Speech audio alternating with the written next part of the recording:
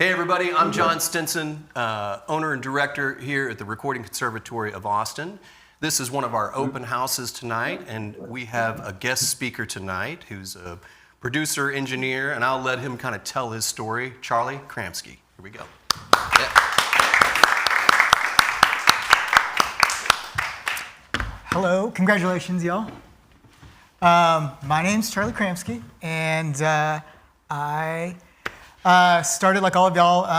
I went to a recording school, learned to record. Kind of decided, was playing in bands and decided that I didn't want to trust my fate in 4 other players. I needed to find a way to stay in music and have control over what my future was going to be. So the way for me to do that was pursue music production and engineering. So I went to Texas State University and did the recording program there. And yeah, so I've been in your shoes where you're at, about to move on. I'll tell my story, but I also want to talk about today something that I wish someone had told me, like when graduating, is like how to make long-term stability and a foundation for yourself in this industry that has no blueprint, no rules. Like every situation's different.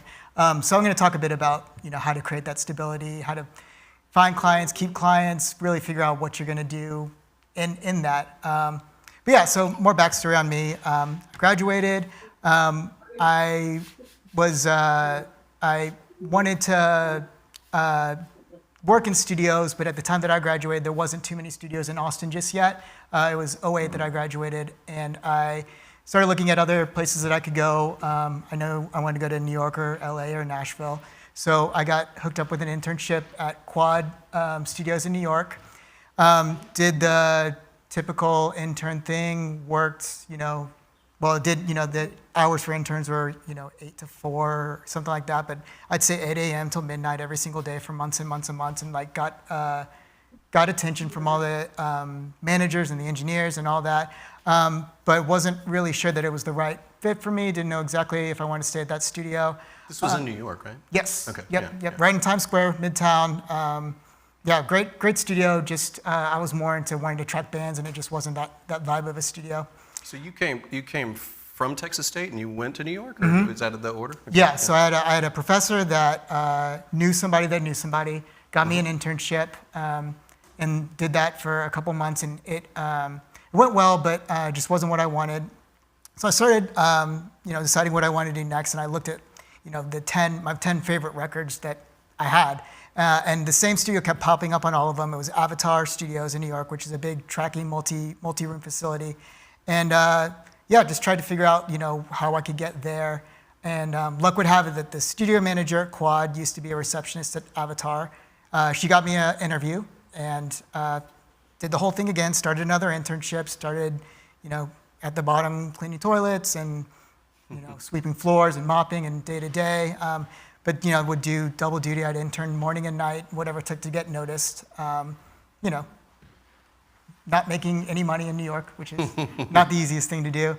Yeah. And then after 3 months, got hired on, making minimum wage, but at least could afford to live in a way.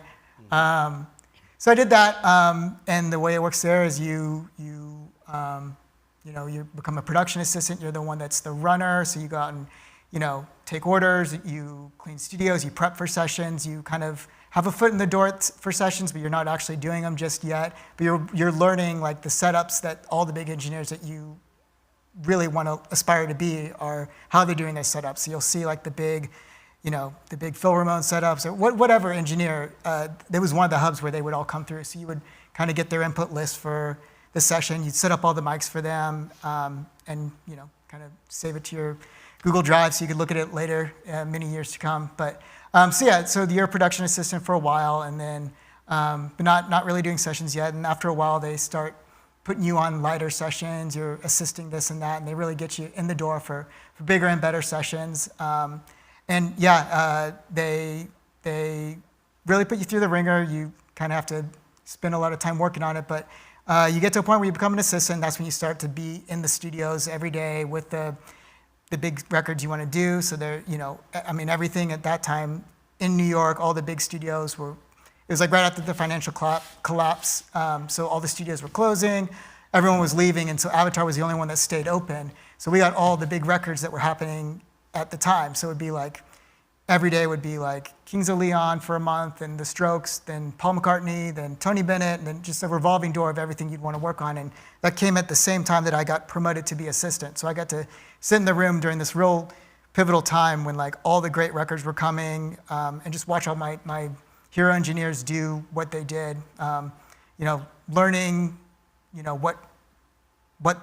learning what you don't know what you don't know. And there's so many things that, when you go to work at these studios, you learn that things you never thought existed, like concepts and ways of performing, or ways of recording things, and really just like how these engineers dealt with clients was the biggest takeaway that I have. Just everyone was different. Some of them were had to be the most powerful, a jerk in the room, but to get everyone's attention. Sometimes producers were, were kinder, and it got like performances in a different way, and just seeing a whole slew of how everyone would get performances out of people. So really just sitting there, watching the heroes that I've come to learn to love, like working and assisting. Like I did a whole bunch of like work with Elliot Shiner and Chris Lord-Alge, and just all over. Like any name that you would look up, they would come through.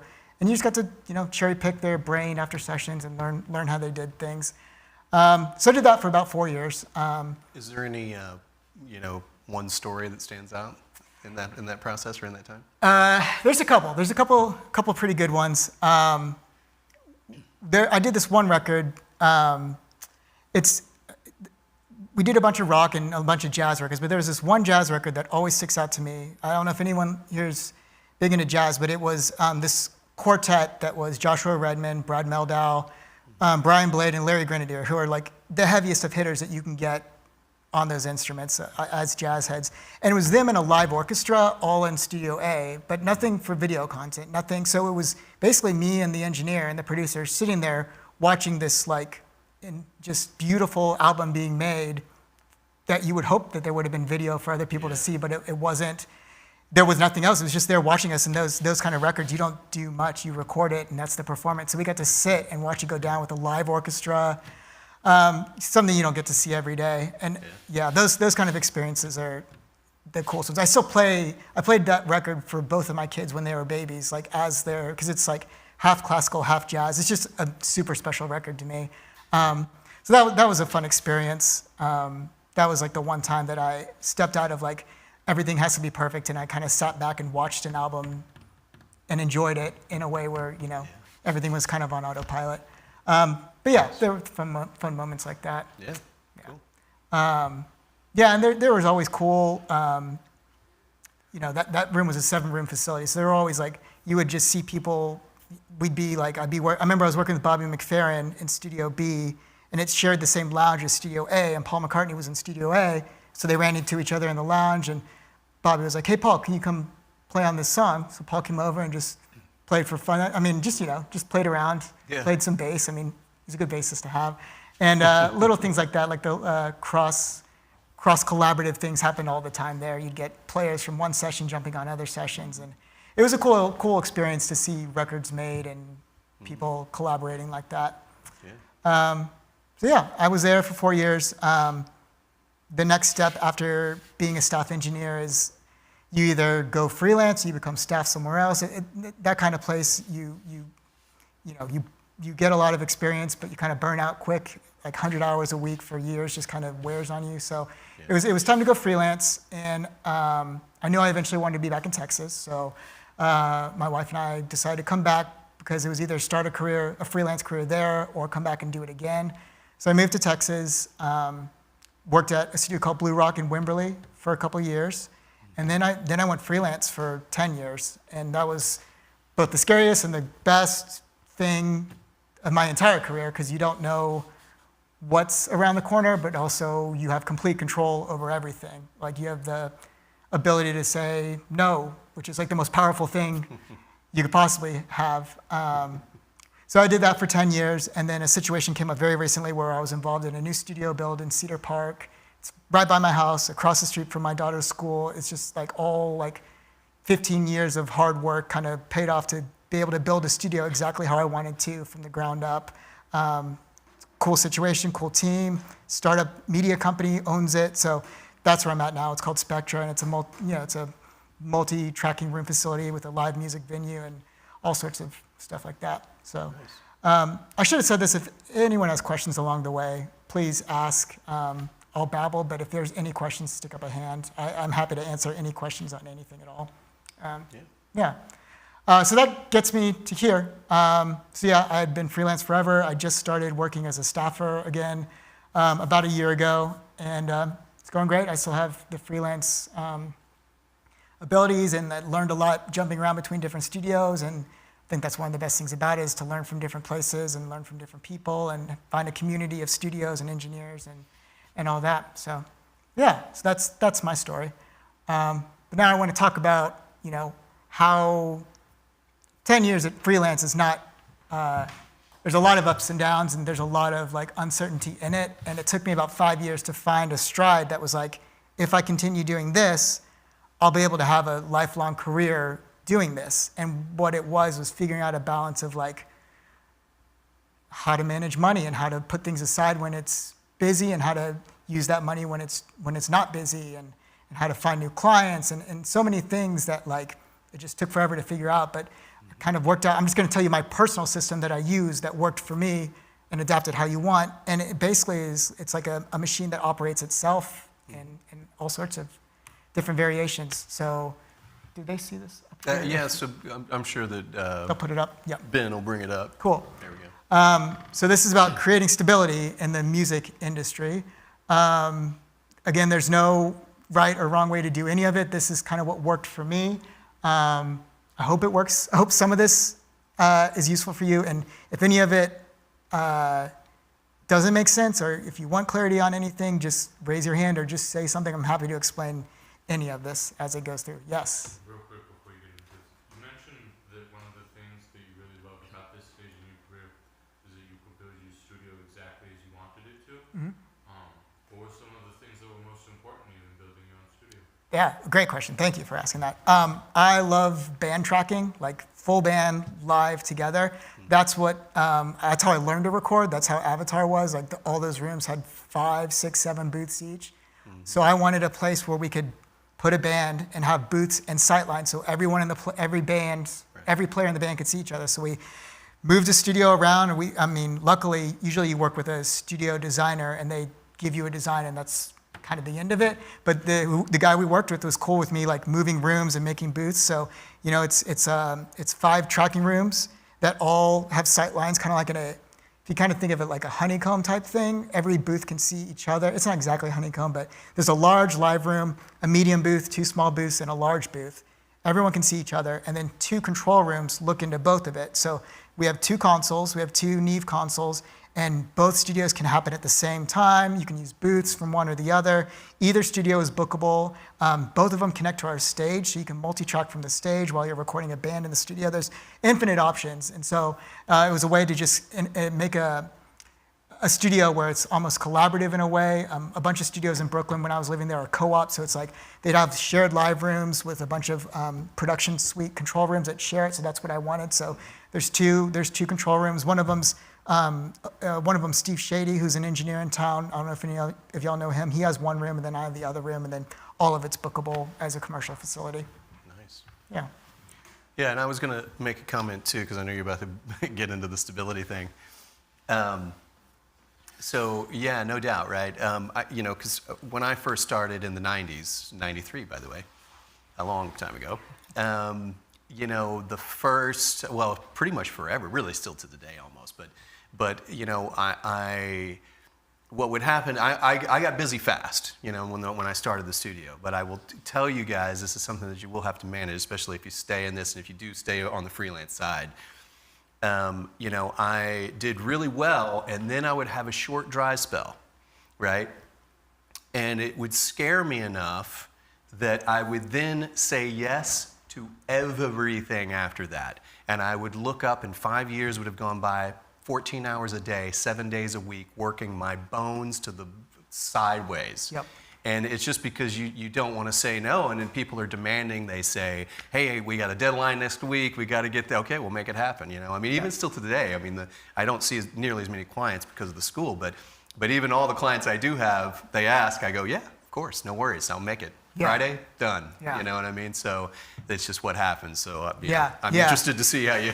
Yeah, I mean, the most powerful tool that you have as a freelancer is the word no. Like, that's like, and it's the hardest thing, so hard. Yeah. And like to me, when I got to a point where I could say no because I didn't want to do something, like if there's a Saturday that I wanted to have off, or like, you know, especially more so when I had a family, like just saying no and being able to say no doesn't make sense, but it brought more work and it brought better paying clients and better clients. Like, just like saying no and knowing that it's okay to say no, and it's okay to, which is, I get into this here, it's like, it's hard when it's the dry spell. That's the hardest thing, is like, you just start saying, yes, give me the work, and then you don't have the ability to book the next big client. You're just, so yeah, and I feel like if you can make the stability, there's no reason that you should have to get out of the industry. If you're able to stabilize, it always goes up over time. Like, you'll never have, I mean, there'll be up years and down years, but if you look in the broad, if you're looking to do this for the next 30, 40, however many years, it's, if you can hang in there, just as you were saying, if you hang in there, it's, well, this is up for me, this is up for y'all. It's gonna go up, and it's just, and it's hard to remember, it's hard to realize at the time, starting out, and this is just assuming ages, but mid-20s is so young in the arc of a full career. So you know, I remember I used to get frustrated seeing these people that were like getting these big gigs and thinking, how do I do this? And it just takes time. Like, you have to be around, because the music industry is small and people get to know your name over time. It just got to be patient. That's just how it, so yeah, if I get to that part and you want to chime in on it, please do, So I don't make slideshows often, so if there's cheesy pictures and stuff, I'm just trying to spice it up. So yeah, sorry about that. Like, there's a microphone, great, stock image.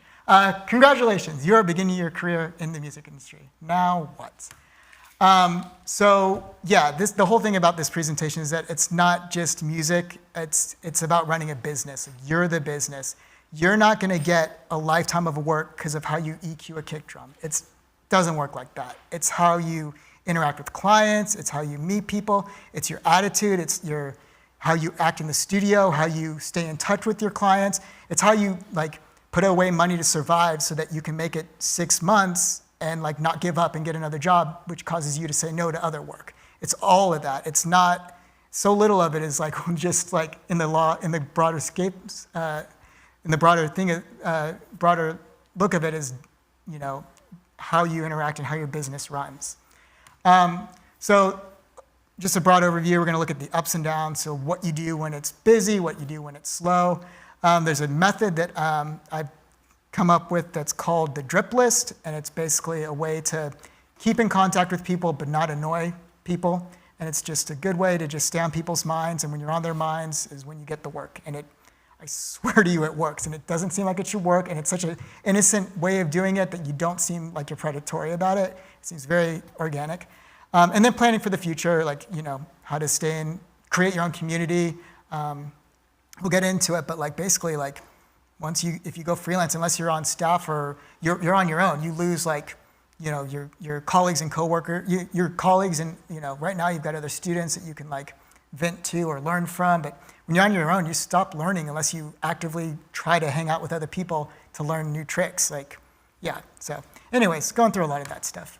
I am not a financial advisor. Sorry, yes? Speaking of tricks and sort of things that you learn, you mentioned that you work with new consoles, but you've also worked with Neve. Is there any fun like wizardries you can pass on to us, or like little fun things you learn? Yeah, like the whole Neve crew. So Ripper Neve Designs is a gear company, and they're in Wimberley. So I've known those guys forever. Their main designer is, he was a tech when I was at Avatar, he was a tech at Avatar.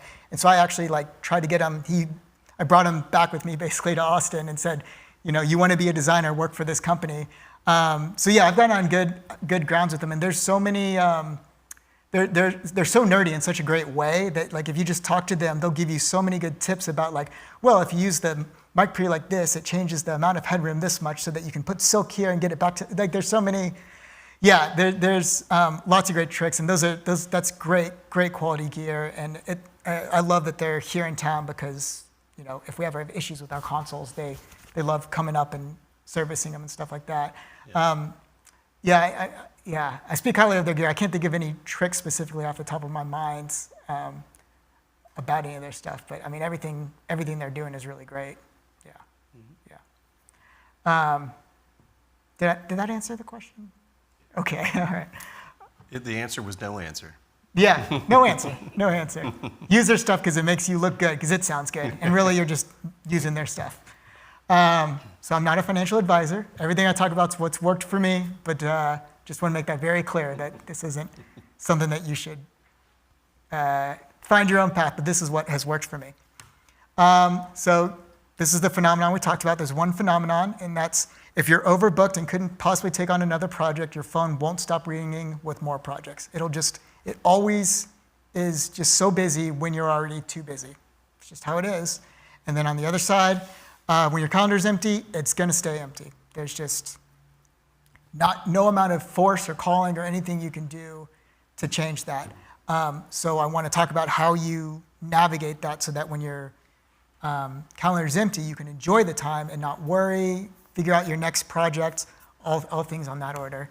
The calendar will stay empty. Great.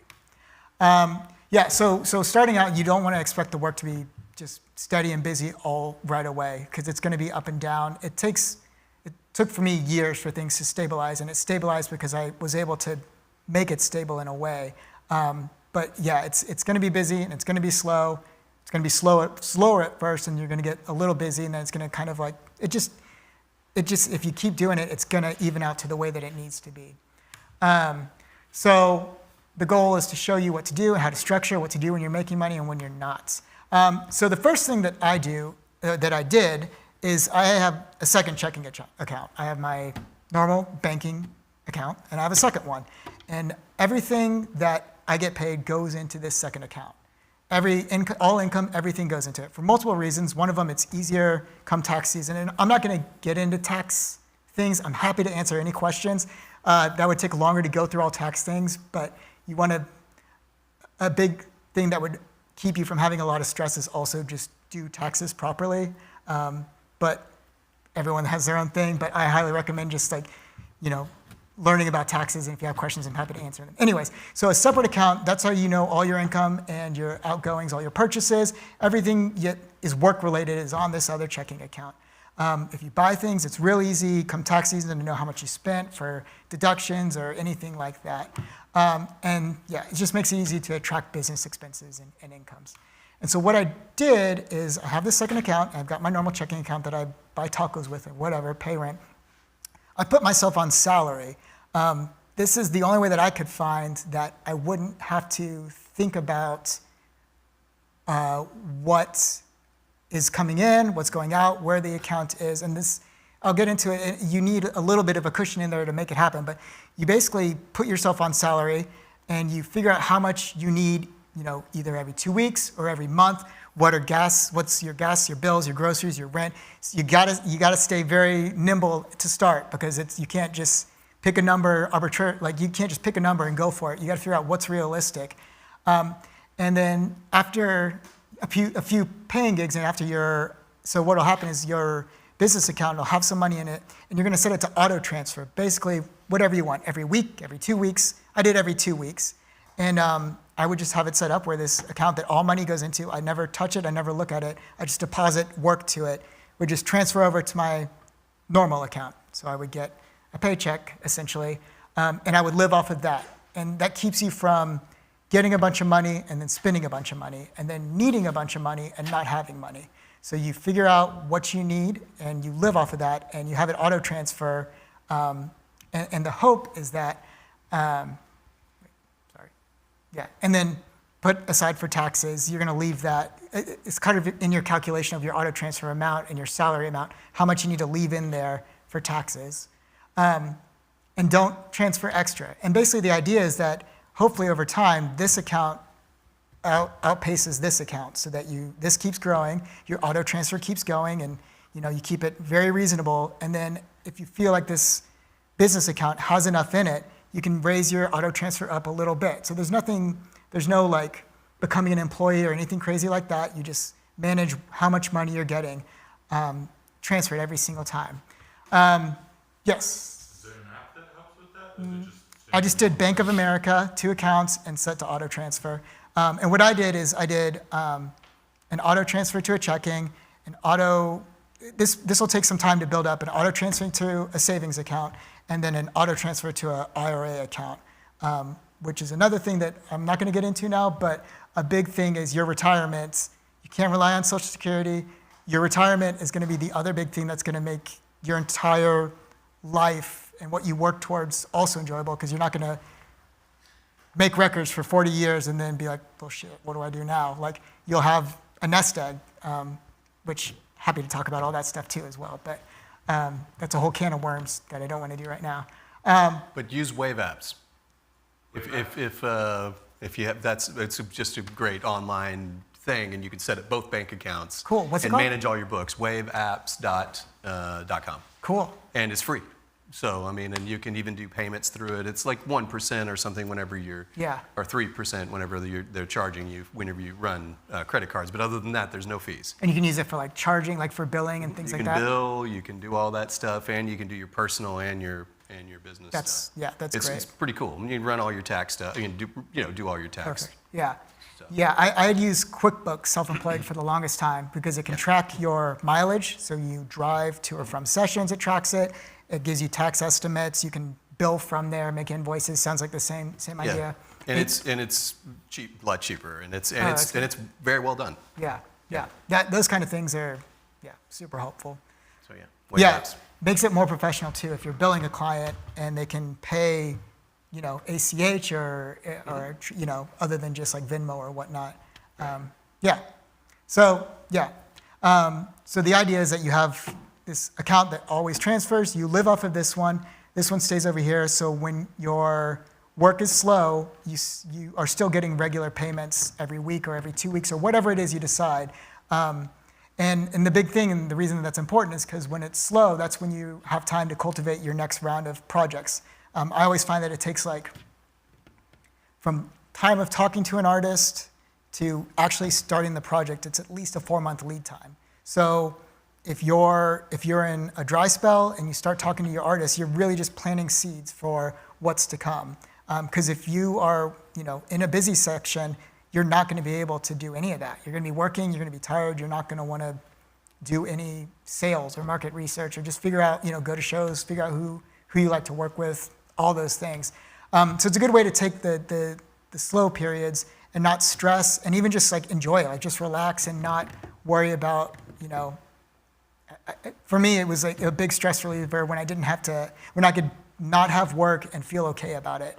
That was a mental turning point for me, to be okay, and not feel guilty, just chilling on a Tuesday. That was huge for me. One of the things that I always did too, and throw this in there too. I love it. If I was in the middle of even 3 records, 5 whatever, I was busy kicking it, I would make sure I always did a free demo for somebody new at least once every 2 weeks. Cool. Always. Cool. Right? So I was always cultivating new people, knowing that this project I'm in is going to end. I didn't want to just work all my time on it and then get to the end and be like, oh crap, what do I do now? Right? So, I was doing free demos always, finding time, pushing. So for me, it's more pushing time around. That's awesome. It's hard when you're in the thick of it to do other things or to it's draining. Sessions are draining. You're on it all day, and then at the end of the day, you just want to crash because you're back at it the next day. Something I found valuable to my success is sort of having a set routine in my days and weeks. Has that been something that's helpful for either of you guys? Yeah, 100%. So this is before I had kids. I used to love waking up and doing all my emails and all my logistical stuff at 6 a.m. I hated waking up, but if I got all my emails out the door by 7 or 8, no one responds. No one's up that early. So all my work is done for the day, and I can go through my whole session and not feel I got to respond to this person. And then the next day, back up early in the morning, get them all out. And you get people wow, you're up early working, which you are, you're grinding, but it's really just because I don't want to send an email in the middle of a session and then get the response and then get back. Like the email sent, it's in their inbox for hours. Like I get to it, I always try 24 hours at the max to respond, even if it's just to let them know that I have it or whatever. But yeah, I always do all my morning emails and reaching out and my drip list stuff, always in the morning, pre-kids. It's impossible now, but pre-kids, that's what I did. Yeah. You'll get busy again. It always happens. If you hang in there, it's I find like it's always in seasons, it's always busy and slow, and it's always in years. So I'll have a busier year than the last, and then the next year will be busier than the last. And it's always these arcs of up and down, and there's no way to explain why you always get 3 emails on the same day for a project, for 3 different projects after sitting empty for 2 weeks. It just always happens. Don't understand it. And I know I'm not the only one. I know that happens industry-wide. So, yeah. Yeah, and additionally, you'll need extra tax. I mean, I always, in my mind, always set aside, I think it was like 30% always for tax. And then whatever needed, because otherwise you're gonna have to pay a bunch of money at the end of the year. And then if I put aside too much and I was able to have enough deductions, whatever, it was just kind of like a tax return. And then there's other things, you can pay quarterly. You don't have to pay quarterly, but you can get fined. I mean, I don't know. There's different ways of doing it, but learn tax-related things. Because I personally didn't want the stress of worrying about getting audited, so I always did everything above books and always will, and I highly recommend. It's easy in the music industry to take a cash gig and not do it. It's harder now that Venmo and PayPal are submitted to the IRS. So choose your own adventure. Yeah. This must have been a slide I didn't. The goal is to achieve financial stability in an unpredictable industry. Before I go to drip list, any other questions about kind of splitting some money, just kind of draining it, kind of making it extend out over time? Anything? Okay. Oh, yeah. I've also heard of some engineers during their dry season turning to live engineering. Yeah. That's a common thing. Absolutely. That's an absolute great way to pick up work. It's a fantastic way to meet people too. That's how you meet the bands that you want to work with. 100% do it. Absolutely do it. Yeah, I see no negative. I think it's a great way to pick up things. I'd say if you know you want to be in the studio, toe the line carefully and figure out. Live sound is constant. You can always find the work. It's great paying. You just got to make sure if you want to get into that world that you would want to stay in there, or if you don't, make sure you know barriers to say no to stuff. Because it's hard if if a venue loves using you and pays you well, and then you're not available, you might fall out of their favor. But I'd say it's a great way to do it. Well, and another great thing too, most consoles these days, you can connect a laptop to it and record that show too, even just the USB connection, right? Mm-hmm. This unit right here, all the consoles back here. So if you go do live sound, bring your laptop, connect it, record the show, then take it home, mix the first song and say, hey, I'll mix the rest of the show for you if you want. And now they're in the studio with you. Yeah, right? So. Brilliant. Yeah, absolutely. That's it. Yeah, it's like finding little things like that to showcase your work for people that you want to work with. Yeah. You mentioned that your studio has a venue in it too, yeah? Mm-hmm. How does that influence the way that you meet with artists? It's great. It's actually, we have 2 fronts. So our venue has its own production team and everything. And so basically there's a whole process of when an artist comes for load in, they'll consciously bring them to the studio, and I'll be there hanging out and just meet them and try to start a dialogue for future projects. And then vice versa. We've got bands in the studio that will take over to the venue and be like, hey, there's this venue here. Sometimes they're good candidates for openers, or sometimes they're good candidates for headliners. It just depends on the venue's 2,000 people or 2,000 caps, so it just depends on the size. But there's reaches that individually. There's bands that come through the studio that aren't in my sphere to reach, but I meet them when they come through, and vice versa for the venue. They'd be bands that they'd want to book, but they wouldn't be able to get through, talent buying. But if you meet them in person, they're all for it. And every time we have a band come through, we show them how we can multi-track the show and broadcast mix, and sometimes it's just an extra upsell that we get, because those bands aren't cheap to book, so it helps kind of offset some of the costs. Yeah. And then the bar makes up the rest of it. The bar makes all the money. Yeah.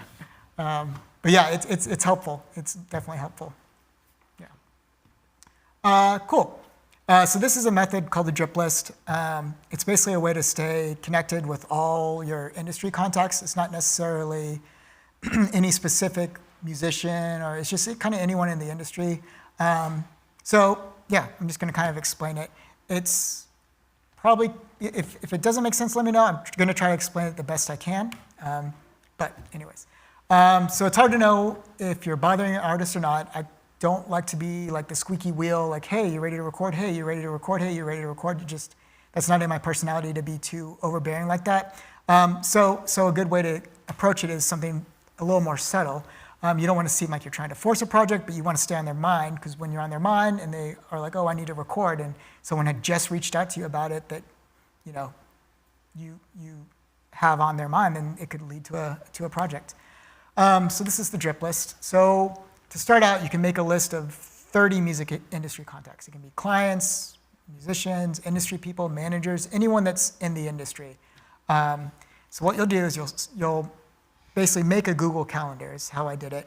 And on Monday through Friday, you put a name on each day until you fill out 30 days. So 30 different people, one person every single day. So musician A on Monday, the 1st, musician B on Tuesday, the 2nd, all the way up to 30. Okay, so there's one name, 30 days. And then you set each of those to auto, as if it's an event, you set each of those to auto repeat every 6 weeks, because you're basically making 6 weeks worth of when it's all laid out. So when you look at your calendar and you scroll through it, you have a new name every single day, right? So new person, 6 weeks between all of them. So when that name comes up, say Bob is the person that's for drip day number 1, you reach out to them. You don't do anything about like, hey, we need to make a project. You basically like go on Instagram and you comment on a post if you don't normally do that, or you send them some kind of like, you just get on their mind for some, or you text them and say, hey, I saw this thing and it made me think of you. Just not about, hey, I need your money, let's make an album, because it doesn't work like that. So basically you're just getting on their minds. Yeah, so comment, send them a DM. I thought about you, this, something funny, just something that is human and relatable. Keep it short, keep it simple. All your goal is to get on their mind, because they know who you are and what you do. They know that you make records or you produce or whatever it is that you do. So you take a few minutes each day and you do that person. And it's somehow the 6-week time span.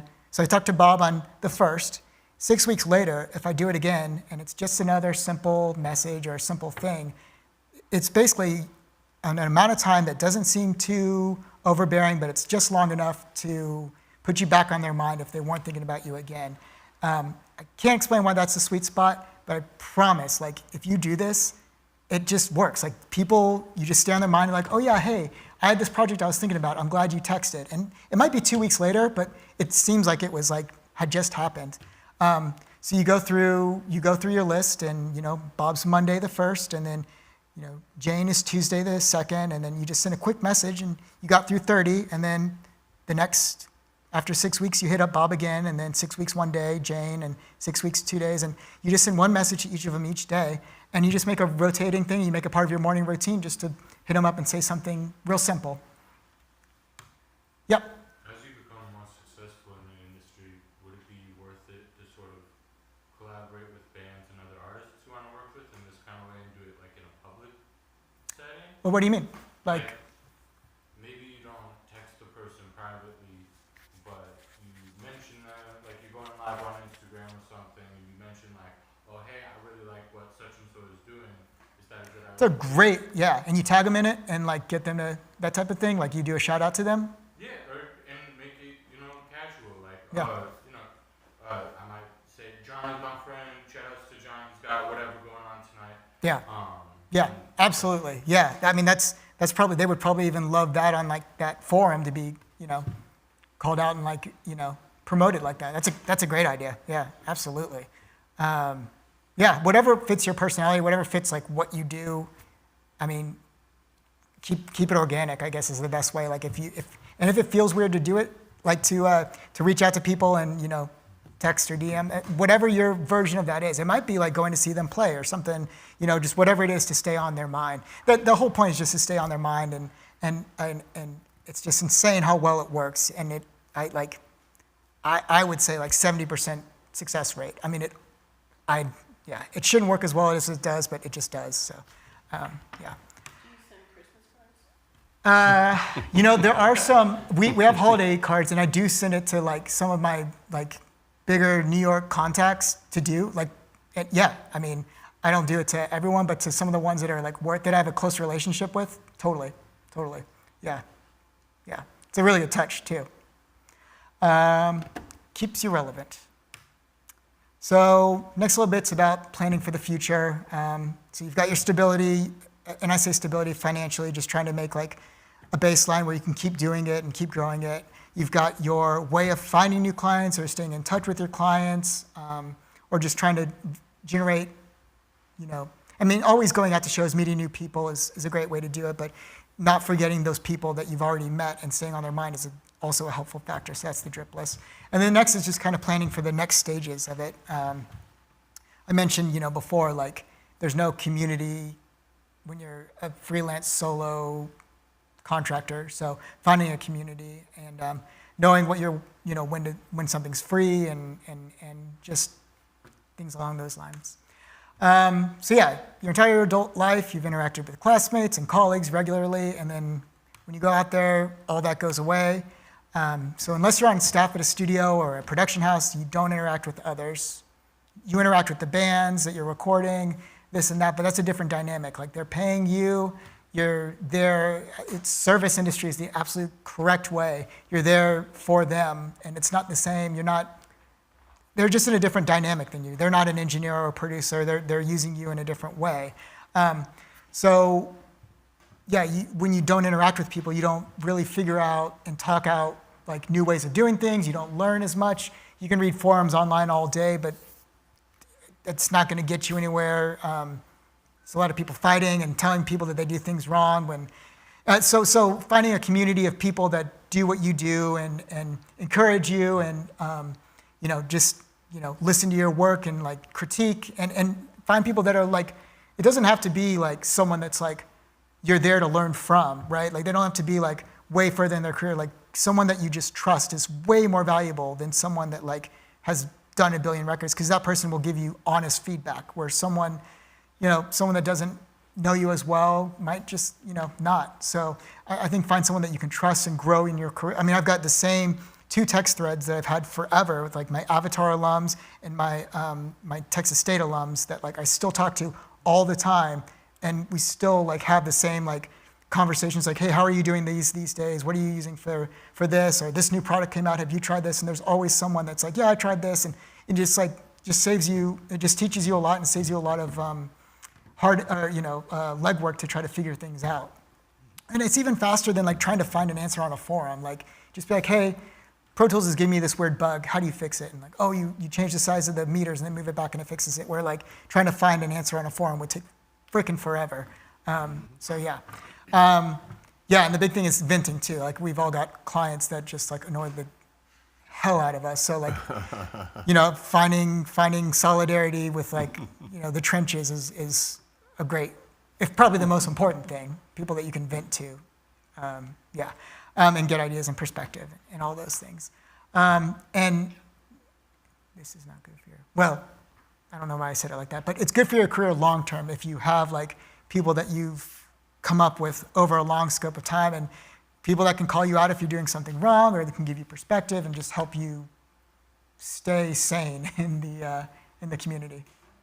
Yeah. I guess this is sort of a similar question to what I asked last time, but would it be a good idea to make a community public in this sense also? Like talk with your community publicly in this sense also? Publicly as in?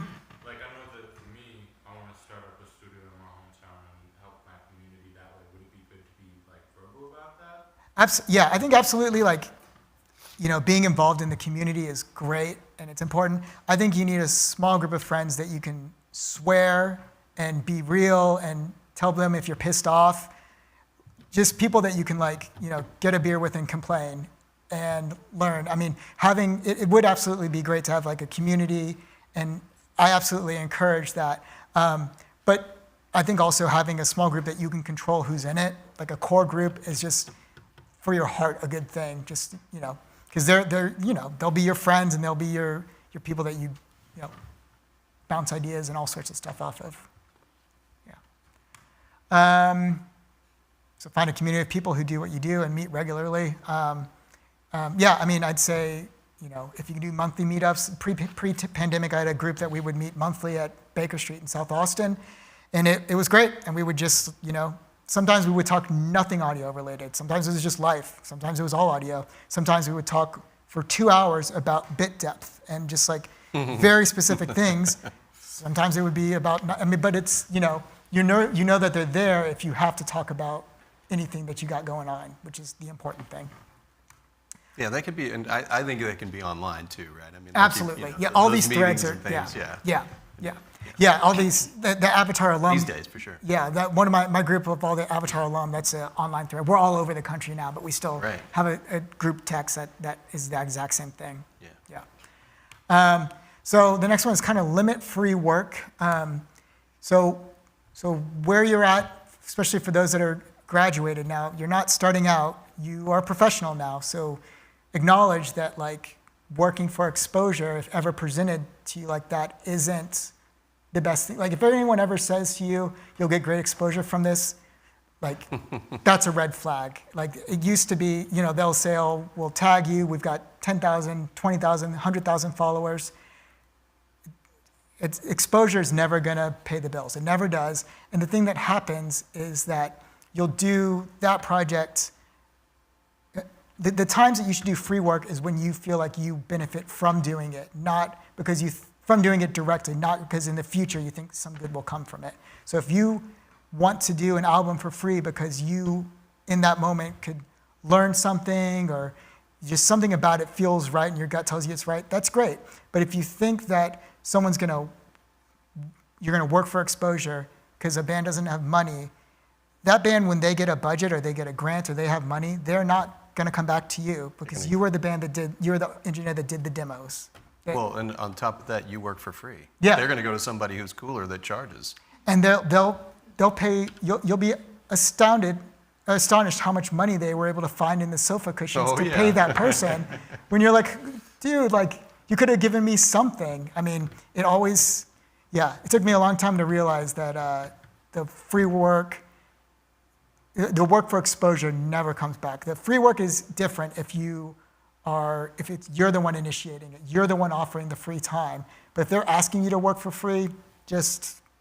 it's always for the intention for them to become a client. Right. So if you do one song, fine, but it's intent, and it's clear. You say it out loud. Yep. I'm doing this because I want you to become a client. Yeah, if it's your idea, By the way, don't ever do a full free record, ever. Do a free song maybe, but not a whole record. Yeah, great. Yeah, one song's it's a great way to do it. But yeah, a whole record, oh man. Yeah. Oh, man. The free and cheap work that you do is gonna be the biggest pains in the asses. They're gonna have the most notes because it's unlimited time and it's free. Yeah. It's just how it goes. Right. The more expensive, higher budget ones, the mixed revisions will be like, sounds good, maybe kick drum down a little. Done. Yeah. So you got to evaluate yourself and your abilities. And the last thing is the music industry is smaller than you believe. Like the longer you're in it, you wouldn't. And not just locally, like nationwide. There's so many people that are in cities I've never been to that I happen to know through one person that blah, blah, blah, blah, blah. So the big thing is just don't be a jerk. Just like everything comes around so quick and like there's no reason to be a jerk. Just if something's not for you, just see your way out and don't hold a grudge because there's nothing good that comes from it. Might feel good, but that's not worth a career. The end. Well, cool, nice. Well, cool. Do you guys want to ask any other questions or anything like that? No, Dove's already asked all his questions. Anybody else? No? Well, so I'm going to ask one last final question that I always ask at the end. So so imagine, you were, 19 or, just getting started, let's just say, you know what I mean? But maybe now, a little different climate now. I would say, and what would be your best advice for somebody to get into it now and make it successful, right? I mean, like, what would be your 2 cents on the best way to approach it or what to do? Meet anyone you can meet. Keep all doors open. Even if it's a style of music you never thought you'd work on, but there's an opportunity, take it. Like there's every genre of music has tricks and tips, and there's things that you do in EDM that you don't do in other places. But if you do those and you put it in a rock album, you can maybe create so many creative ideas. But there's no reason not to explore other avenues of music that you didn't think. So if an opportunity presents itself, take it and work hard at it and just be the best at that and learn the most that you can, even if it's not where your heart is musically, if it's a style you don't like or whatever. Just go all in on whatever your first opportunity is. Whatever it is, just make it, like, give it everything. And that can sometimes lead to the next opportunity. And that's what happened with me when I went to Quad. I just went all in, and it led to the rest of my career. Very cool, man. Well, thank you so much. Of course. Thank you for having me. All right, so for everybody out in Cyberland 2, thanks for coming and watching, and we'll catch you guys on the flip side. Be safe. Have fun.